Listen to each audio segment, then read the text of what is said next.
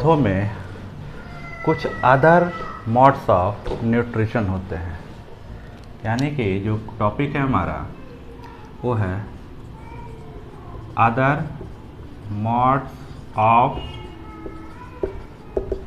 Nutrition. बच्चों, आप लोगों ने रास्ते में जाते वक्त कई पेड़ पौधों पे ऐसी एक संरचनाएं देखी होंगी जो बिल्कुल पतले पाइप टाइप के होते हैं। उसका कलर जो होता है वह हरा और पीला दोनों का मिक्स होता है, जिसे हम अमरवेल बोलते हैं और इंग्लिश में उसे हम कहते हैं कॉस्क्यूट COSCUTE या अमरवेल।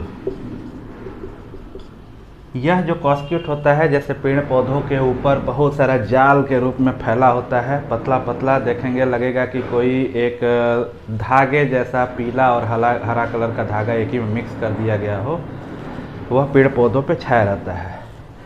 एक्चुअली इसकी कोई रूट वगैरह नहीं होती है, यह पेड़ों की पत्तियों पे ऊपर ऐसा छाया हुआ रहता है।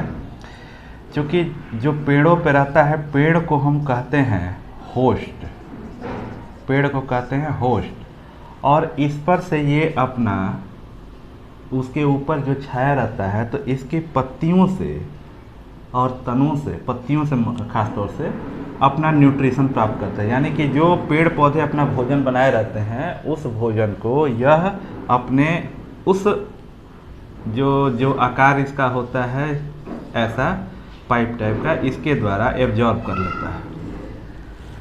ऐसे प्लांट को हम लोग कहते हैं parasite plant, PARASITE, parasite.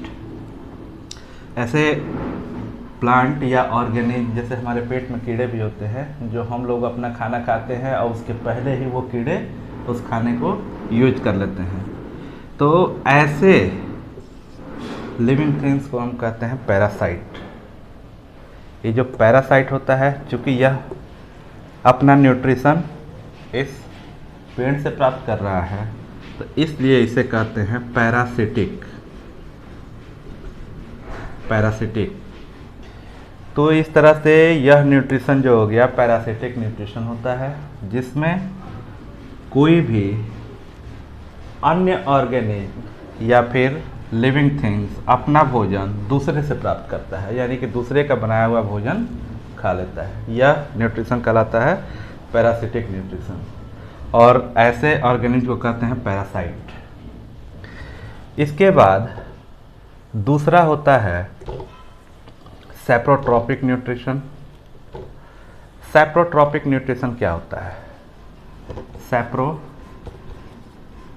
TROPHI से सैप्रोट्रॉपिक न्यूट्रिशन। आप लोगों ने बच्चों ब्रेड देखा होगा, ये ब्रेड है, ये ब्रेड की संरचना है, नॉर्मल ब्रेड है। इस ब्रेड को आप इस समय इस मौसम में 3-4 दिन छोड़ दीजिए तो आप लोगों ने ऑब्जर्व करेंगे कि इसके ऊपर ग्रीन, नहीं तो ब्राउन और नहीं तो वाइट कलर के धागे जैसे ऐसे फल्फी स्ट्रक्चर बन जाता है। ऐसा क्यों? या फिर आप लोगों ने देखा होगा कि जैसे कई जगह लकड़ियाँ रखी होती हैं, बारिश में भीगी होती हैं, या फिर गोबर वगैरह रखे होते हैं, उस पर ऐसे छाते जैसे संरचनाएं उग आती हैं। ठीक, यह जो होता है इसको कहते हैं एक तरह से, एक प्रकार का ये फंगी है, FUNGI। यह भी एक ऑर्गेनिज्म है। जैसे हम लोग मशरूम खाने में यूज करते हैं, इसको मशरूम ही बोलते हैं, तो मशरूम, अब यह भी फंगी एक लिविंग ऑर्गेनिज्म। अब यह अपना न्यूट्रिशन कैसे फाइंड करता है? तो यह क्या करता है कि इस टाइप के जो भी मटेरियल जो रोटेन होते हैं या डिकेइंग, रोटेन मतलब होता है सड़ा गला, डिकेइंग मतलब जो नष्ट हो गया है वो, यानी कि जिसको हम खराब समझ के फेंक दिए हैं वो। इस पर ये अपना बसेरा बनाता है ये फंगी, और एक प्रकार का केमिकल रिलीज करता है और केमिकल रिलीज करके इसको जो है लिक्विड फॉर्म में चेंज कर रहा है, छोटा छोटा लिक्विड फॉर्म, और उस लिक्विड फॉर्म में इसके सारे न्यूट्रिएंट्स चले जाते हैं केमिकल के थ्रू, और वही केमिकल ये अपने अंदर लेता है और अपना न्यूट्रिशन प्राप्त करता है। तो ऐसे न्यूट्रिशन को कहते हैं सैप्रोट्रॉपिक न्यूट्रिशन, और इस प्रकार के ऑर्गेनिज्म को कहते हैं सैप्रोट्रॉप्स। इस प्रकार नेक्स्ट जो न्यूट्रिशन है वह है symbiotic relation, SYMBIOTIC, symbiotic nutrition. Symbiotic मतलब होता है सहजीवन, यानी कि ऐसा न्यूट्रिशन जो एक दूसरे के सहायता से प्राप्त किए जाते हैं। जैसे एग्जाम्पल के तौर पे समझिए इसको, जैसे प्लांट्स हैं, प्लांट्स हो गए, मान लीजिए प्लांट्स के रूट हैं। अब ये प्लांट्स में नीचे जो होता है वो फंगस पाए जाते हैं, प्रत्येक प्लांट में होता है। अब ये इसके रूट्स में ये फंगस होते हैं, तो ये फंगस और ये रूट, यह प्लांट इस फंगस को क्या देता है, फूड देता है, तैयार किया हुआ भोजन।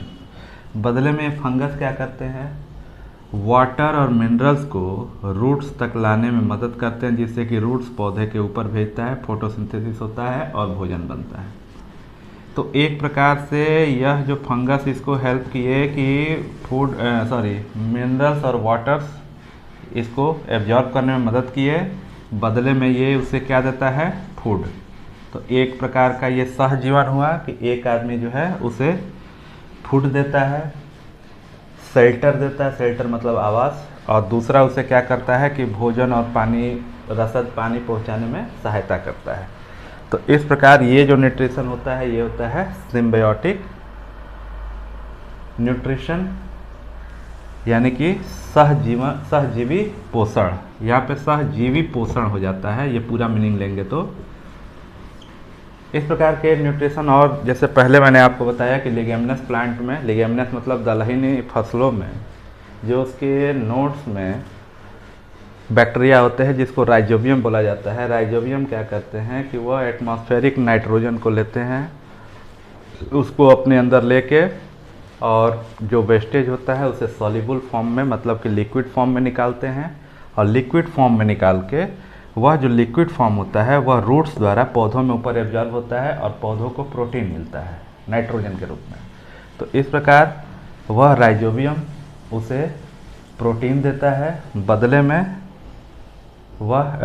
में दलहनी फसलें क्या करती हैं कि अपने रूट्स के नोड्स पे उसे घर बनाने देती हैं, वह वहीं पे रह सकता है। तो इस प्रकार दोनों एक दूसरे के पूरक हैं, दोनों एक दूसरे के काम आते हैं। तो इस प्रकार का जो न्यूट्रिशन होता है उसे कहते हैं सिम्बायोटिक न्यूट्रिशन। Thank you.